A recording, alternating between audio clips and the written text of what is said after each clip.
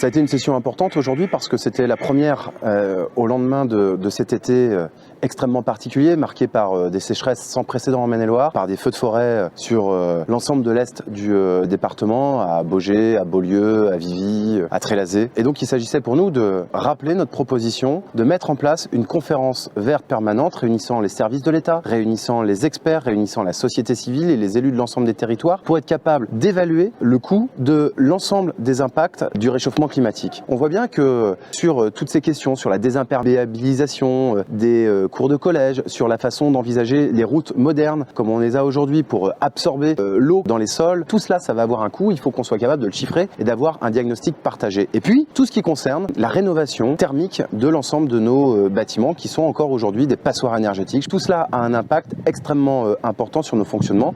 Si on veut faire la transition écologique, alors c'est maintenant qu'il faut qu'on mette de l'argent sur la table. Aujourd'hui, l'argent est là. Et c'est ça qui est paradoxal. Le département, suite à la décennie folle de la présidence de Christophe Béchu, le département s'était retrouvé en situation de surendettement. Et on s'est retrouvé ensuite dans une année où l'investissement était quasiment à l'arrêt. Alors que depuis 3 ans, 4 ans, on commence à retrouver des marges. Cette année, il va y avoir 70 millions d'euros d'excédent suite à des investissements qui n'ont pas été réalisés et suite à des recettes supplémentaires sur ce qu'on appelle les DMTO, c'est-à-dire les frais de notaire. Et ne pas utiliser les excédents aujourd'hui, alors qu'il y a l'inflation, il y a l'augmentation des matières premières, alors que les taux d'intérêt sont en train de remonter, ça nous oblige à devoir mettre beaucoup plus d'argent demain dans l'investissement pour réaliser des choses comparables. Les comptes sont peut-être mieux comptablement à l'issue de 2022, mais en réalité, parce que les investissements sont reportés, on voit bien que le compte n'y est pas.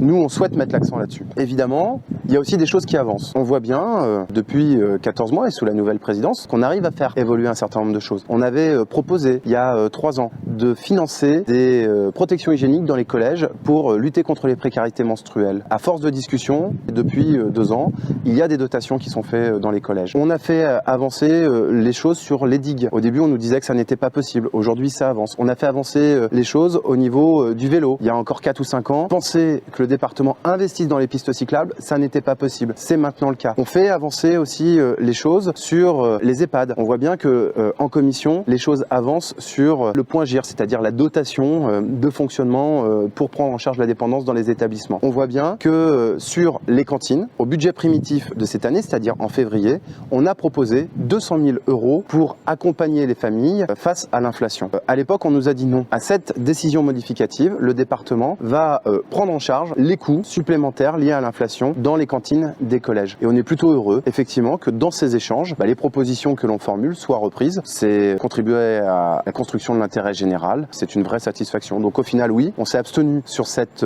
décision modificative parce que d'une part, en section de fonctionnement, on a fait avancer les choses, nos propositions sont reprises, mais en même temps, en matière d'investissement, on voit bien qu'on est dans une année complètement insuffisante avec des tirs qui, encore une fois, ne sont pas partis à l'image de Beaupro.